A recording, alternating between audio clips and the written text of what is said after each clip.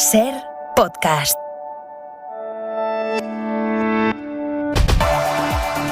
El Gobierno confirma a la Comisión Europea que va a aumentar el gasto en defensa durante los próximos 3 años. 2 décimas en 2023, el año que viene, y otras 2 en total hasta 2025. Cifras encaminadas a alcanzar el 2% del PIB al que se han comprometido los países de la OTAN para dentro de 8 años.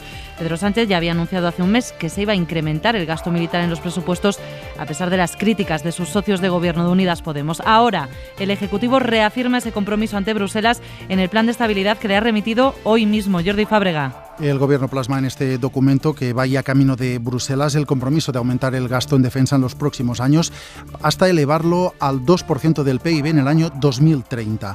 Este aumento del gasto militar empezará ya el año que viene, el año 2023, en el que, según leemos en el programa de estabilidad, el Ejecutivo tiene previsto elevar 2 décimas de PIB el gasto en defensa. Otro aumento de 1 décima adicional se producirá en 2024 y se subirá en 2025 también otra décima, es decir, que de aquí a 2025 subirá 4 décimas de PIB el gasto militar, lo que equivale aproximadamente a unos 5.000 millones de euros. Según los últimos datos que figuran en el presupuesto de 2022, el gasto militar este año es de 9.700 millones de euros. Esto representa alrededor del 0,8% del PIB de España.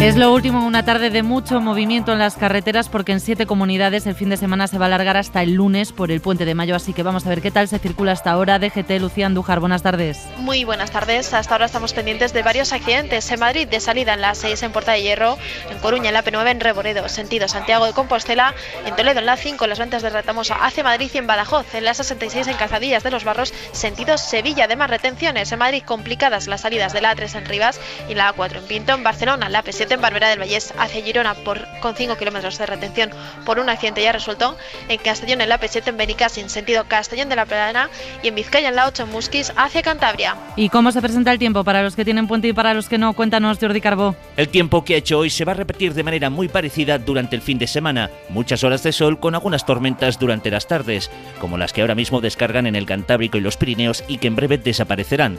Mañana se formarán sobre todo en los Pirineos y la Ibérica, de manera más aislada en las otras montañas de la península. Pero insistimos, en general, muchas horas de sol, tanto el sábado como el domingo, ambiente un poco frío durante las noches, suave durante las tardes, cálido en el Valle del Guadalquivir con máximas alrededor de los 30 grados. A partir del lunes, las tormentas se acabarán extendiendo a prácticamente todo el país, especialmente durante la tarde. Hay media hora 25 deportes. Jesús Gallego, buenas tardes. Buenas tardes. A las 9 se abre la jornada en Primera División de Fútbol con el partido que van a jugar el Sevilla y el Cádiz. Recordemos que mañana el Real Madrid podría ser campeón de Liga si empata con el Español en el Estadio Santiago Bernabéu. Se espera un equipo blanco lleno de suplentes porque Ancelotti reservará muchos jugadores de cara a la Champions ante el City. Y protagonista de la tarde, Carolina Marín, que se ha metido en la final del Campeonato de Europa de Bádminton, va a luchar mañana por ser por séptima vez campeona de Europa de la especialidad. Así empieza este hora 25 de viernes. De viernes de inicio de puente para muchos, y ese puente le ha servido hoy al Gobierno para arremeter contra el PP por votar no al plan de choque contra la crisis. Dice Moncloa que si hubiese ganado el no, que si hubiese decaído el decreto, a los españoles les hubiera salido más caro este fin de semana, y que ese no lo que viene a confirmar es que el nuevo Partido Popular de Feijóo es en realidad el Partido Popular de siempre. El PP, por su parte, carga contra el Gobierno por necesitar el apoyo de los independentistas vascos de Bildu para superar la votación de ayer en el Congreso. Mariela Rubio, buenas tardes. ¿Qué tal? Así es, el ministro de la Presidencia, Félix Bolaños, acusaba al PP de haber puesto en riesgo que los españoles, decía, se hayan ahorrado dinero este fin de semana en sus desplazamientos. Si el señor Feijóo se hubiera salido con la suya, a los españoles les hubiera costado 20 euros más hacer un desplazamiento este fin de semana. 20 euros más. El voto negativo del Partido Popular al decreto era para perjudicar a los españoles, pensando que desgastaban algo al Gobierno. Por eso el Partido Popular de Feijóo y el Partido Popular de Casado se parecen como 2 gotas de agua. La número 2 del PP, Cuca Gamarra, acusaba al Gobierno de haber elegido a Bildu como socio económico en lugar del partido que ha sacado a España, decía, de 2 crisis económicas. En lugar de abrazarse a Bildu y convertirlo ahora en socio económico, Sánchez debería hacer más caso a las propuestas del Partido Popular, un partido que ha sacado a España de 2 graves crisis económicas. El PP acusa a Sánchez de tener unos presupuestos ficticios basados en previsiones económicas que el Gobierno se ve obligado a rebajar. La constatación, dicen, del fracaso de la política económica de Sánchez. La votación del plan anticrisis ha puesto en evidencia lo tocadas que están las relaciones del Ejecutivo con sus socios, especialmente con Esquerra Republicana, por el supuesto espionaje a independentistas. Queda, en principio, algo más de un año de legislatura y se le puede hacer muy larga al Gobierno si no tiene asegurado el apoyo de la mayoría de investidura.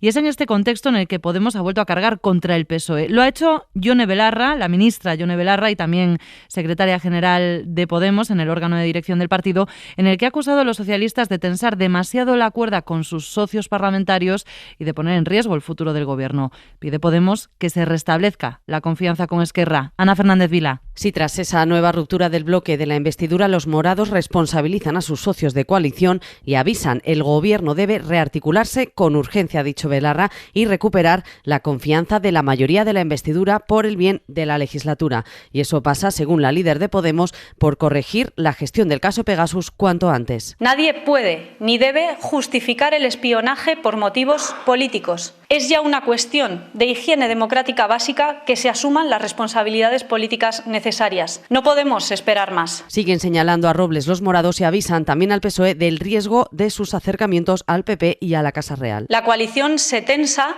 y se pone en riesgo cuando la gente tiene la sensación de que se pisa el acelerador para llegar a acuerdos con la Casa Real y con el Partido Popular. Y acusan a los socialistas de pisar el freno en sus leyes LGTBI y trans, la de familias para ampliar los permisos de maternidad y paternidad o la reforma fiscal.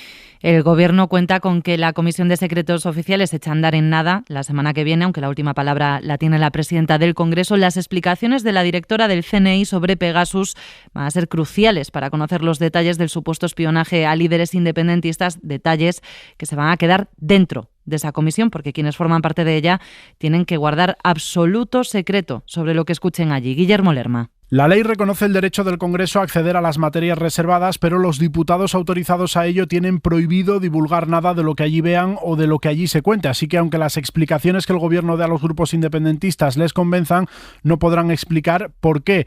Las reuniones y el contenido de las sesiones de la Comisión de Gastos Reservados no solo son secretas, sino que están reguladas por un estricto código de seguridad. A los diputados se les retira cualquier aparato tecnológico con el que puedan realizar una grabación y solo pueden utilizar papel y lápiz para tomar notas de los documentos que se les exhiban, siempre bajo supervisión. Los grupos que piden investigar el caso Pegasus se quejan de que así difícilmente podrán contrastar nada de lo que se les explique. Aún así, el Ejecutivo confía en que las explicaciones que dé la directora del CNI en esa comparecencia, que quieren que se celebre la semana que viene, sirvan para calmar los ánimos con los socios. Además de Esquerra Republicana, en esa comisión estarán por primera vez los representantes de Junts per Catalunya, Bildu y la CUP. Eso es, en esa comisión van a participar todos los grupos parlamentarios y ya escuchamos críticas a que Bildu forme parte de un grupo de trabajo tan sensible, a puerta cerrada, críticas que vienen del ala conservadora de los socialistas. Emiliano García Paje es el presidente de Castilla-La Mancha. Que ahora se está poniendo de moda meter a los lobos en los mismos rebaños que las ovejas, y esto, claro, lógicamente no tiene mucha explicación. Por lo demás, Feijóo ha dicho adiós ya a la Xunta de Galicia rumbo a Génova después de 13 años y 4 mayorías absolutas. Feijóo deja a Galicia haciendo una defensa de la unidad, de la moderación y del Estado de las autonomías. Se puede y se debe servir a Galicia desde España. Galicia es una prueba de que la España de las autonomías, lejos de generar problemas, puede ayudar a resolverlos. Lejos de disgregar, puede unir. Y lejos de desvertebrar el Estado, ayuda a coserlo y a armonizarlo. Sobre el Partido Popular, que viene con Feijóo, el presidente del Tribunal Supremo y del Consejo General del Poder Judicial, Carlos Lesmes, es optimista de cara a la renovación del órgano de gobierno de los jueces. Dice Lesmes que Feijóo está por la labor de desbloquear este asunto que lleva así 3 años y medio. Ha manifestado su voluntad de negociarlo y sin poner unos condicionamientos imposibles de cumplir, ¿no? Y por lo tanto no los conocemos todavía, pero lo que sí ha expresado es su voluntad de renovar y que es una obligación constitucional. Yo creo que se debe imponer de acuerdo. 8:10, 7:10 en Canarias. El Gobierno ha recortado significativamente las previsiones de crecimiento para este año, del 7 al 4,3%, sobre todo por el impacto de la guerra de Ucrania y la subida de los precios. Estos nuevos cálculos van ya así en la línea de lo que han venido estimando diferentes organismos internacionales. Vamos a escuchar a Nadia Calviño, vicepresidenta económica. Yo no excluyo en absoluto una sorpresa positiva, pero hemos preferido, como hacemos siempre, por otra parte, prepararnos para el escenario que pueda ser más complicado, especialmente en un marco en el que la evolución no depende de lo que hagamos, depende en gran medida de factores exógenos que están en manos en este momento de una persona muy concreta que es Putin, ¿no? La rebaja de estas previsiones llega al mismo día en que sabemos que la economía española ha pegado un frenazo en el primer trimestre del año. Solo crece un 0,3%. Y otro dato más, el del Euribor, que va a cerrar el mes en positivo por primera vez en 6 años. ¿Qué supone esto? Javier Ruiz, buenas tardes. Buenas tardes. El Euribor sube al 0,005%. Es una subida provisional y es una subida por milésimas, pero sube a terreno positivo por primera vez desde el año 2016. En el año ha acumulado una subida de casi medio punto, así que ahora mismo lo que se refuerza es una tendencia que previsiblemente irá a más. El Banco Central Europeo ya ha adelantado que podría subir esos tipos otro 0,25% más, así que de momento el año puede cerrar con un encarecimiento de hipotecas que en dinero significa unos 30-40 euros más al año para una hipoteca media. De momento no es mucho dinero, pero sí es el comienzo de una tendencia distinta, hacia arriba. La izquierda en Francia se encuentra en pleno debate sobre cómo afrontar las elecciones legislativas de junio después de la victoria de Macron, del ascenso de Le Pen y sobre todo del batacazo de las formaciones progresistas en las últimas elecciones presidenciales. Y ese debate pasa por unas negociaciones muy duras entre el partido de Mélenchon, la izquierda radical, y un partido socialista completamente dividido, porque en las filas socialistas hay quienes aceptan ir unidos, hacer frente común y asumir parte del programa de Mélenchon, y quienes se niegan por el momento a dar ese paso porque lo ven como una rendición. La división es tal, Vicens Batalla, que ahora mismo las conversaciones están paradas. Buenas tardes. Buenas tardes. Ante el rechazo interno al posible acuerdo con la Francia insumisa de Mélenchon, la dirección del Partido Socialista ha hecho marcha atrás y ha anunciado que estas negociaciones se suspendían. Esta misma mañana la propia dirección había hecho pública una carta de 40 páginas en que suscribía los 12 puntos que ponen como condición el partido de Mélenchon para un pacto para las legislativas junto a ecologistas y comunistas. El más polémico es la posibilidad de desobedecer los tratados europeos. En la carta se dice que esto puede provocar tensiones en esta coalición electoral, pero no se refuta.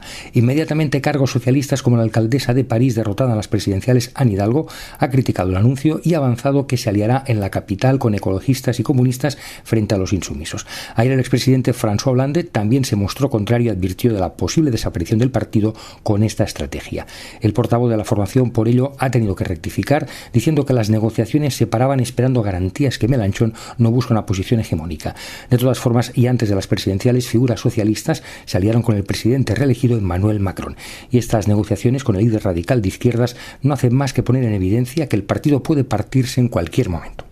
De la guerra de Ucrania. During the Secretary General's visit to Kyiv yesterday, there were missile strikes on the city. Es la presidenta del Consejo de Seguridad de la ONU que ha confirmado que Naciones Unidas va a debatir la próxima semana el ataque con misiles que Rusia lanzó ayer contra Kiev el mismo día y en una zona próxima a donde estaba el secretario general de la organización, Antonio Guterres, que se encontraba de visita en la ciudad. Victoria García. En ese ataque murió la periodista Vera Jirgic, que trabajaba para Radio Liberty, tenía 54 años. Sacaron su cuerpo de los escombros de un edificio residencial que dejó el misil lanzado desde un submarino ruso del Mar Negro. El primer ataque desde un submarino supuestamente iba dirigido a un almacén de municiones de largo alcance donadas por Occidente. Poca precisión parece que tienen esos misiles. El presidente ucraniano Zelensky acusa a Moscú de mofarse de la visita de Guterres que se producía en ese mismo instante. Y el Consejo de Seguridad de la ONU analizará la situación, pero entre medias se está negociando la evacuación de los refugiados en la planta metalúrgica de Mariupol y cualquier paso en falso puede echar por tierra el proceso. Dicen desde el ayuntamiento de esta localidad de Mariupol que los rusos se han llevado más de 2.000 obras de arte de los museos de la ciudad. Eso que se suma al resto de crímenes de guerra cometidos y que se están documentando. Y todavía de la crónica internacional. El viernes nos deja una sonada dimisión en Frontex, la Agencia Europea de Fronteras. Su director ejecutivo ha dejado el cargo este viernes, lo hace con la agencia envuelta en polémicas recientes como la devolución en caliente de inmigrantes en el Mediterráneo o la opacidad de su mandato. Él dice que se va por los cambios en la renovación del organismo. Ángel Villascusa. Fabrice Leggeri estaba en el punto de mira desde hace meses. Ahora dimite porque su mandato, dice, ha sido modificado.